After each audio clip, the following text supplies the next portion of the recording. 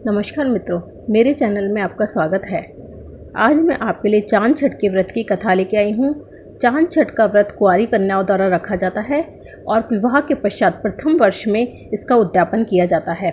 इसके उद्यापन के लिए 5-7 ये जितनी कुंवारी कन्याएं होती हैं जो व्रत करती हैं, उनके एक दिन पहले, व्रत से एक दिन पहले 5 तरह के सूखे मेवे एक लाल रंग की पोटली में बांधकर भेजे जाते हैं और दूसरे दिन जब वो कन्याएं व्रत शुरू करती हैं, उस दिन उन्हें सिर धो के नहाती हैं और उसके बाद कहानी सुनती हैं। इसके पूजा करने के लिए एक पटरे पर जल का कलश रखा जाता है। उस पर रोली छिड़क कर 7 टीके काढ़े जाते हैं। एक गिलास में गेहूं रखा जाता है और ऊपर से 56 रुपये रखते हैं। हाथ में गेहूं के 7 दाने लेकर कहानी सुनते हैं और इसके पश्चात चंद्रमा को अर्घ्य देते हैं। गेहूं और रुपये ब्राह्मण को दे देते हैं। चंद्रमा का अर्घ्य देने के पश्चात लड़कियां व्रत करती हैं। इसके व्रत में अगर संभव हो सके तो शाम के समय भी लड़कियों को नहाना होता है, सिर समेत नहाना होता है और उसके बाद वो पूजा करती हैं। और भगवान की पूजा चंदन से की जाती है, इसलिए इसको चंदन षष्ठी भी कहा जाता है। और उसके बाद उन्हें बैठना नहीं होता है, उसके बाद उन्हें चंद्रमा उगने तक खड़े रहना होता है, इसलिए इसको ऊपछठ भी कहते हैं। और जब चंद्रमा उगता है तब चंद्रमा को अर्घ देके व्रत का पारण किया जाता है। और पूजा करते समय 8 कटोरी में खीर या लड्डू रख के पूजा की जाती है और उसे उन लड़कियों को दिया जाता है जो इस व्रत का पारण करती हैं, जिन्होंने इस व्रत को किया है। चांद छठ के व्रत की कहानी। किसी नगर में एक सेठ सेठानी रहते थे। सेठानी कुछ मासिक धर्म के समय भी बर्तनों को स्पर्श करती थी, पानी भी भरती थी, घर का सारा काम करती थी और कुछ भी परहेज नहीं रखती थी। कुछ समय पश्चात सेठ और सेठानी दोनों की मृत्यु हो गई और मृत्यु के पश्चात सेठ को बैल और सेठानी को कुतिया की योनि प्राप्त हुई।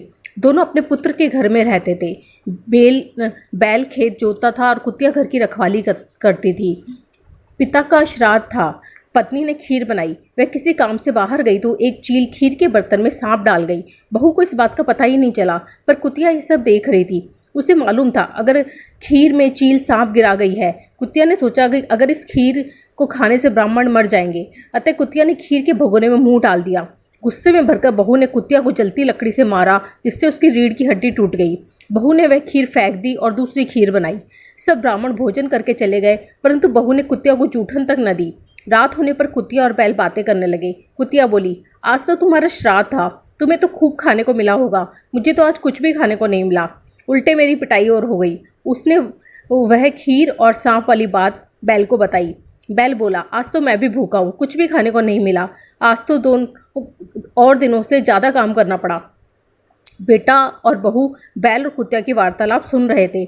बेटे ने पंडितों को बुलाकर पूछा कि उसके माता पिता किस योनि में हैं।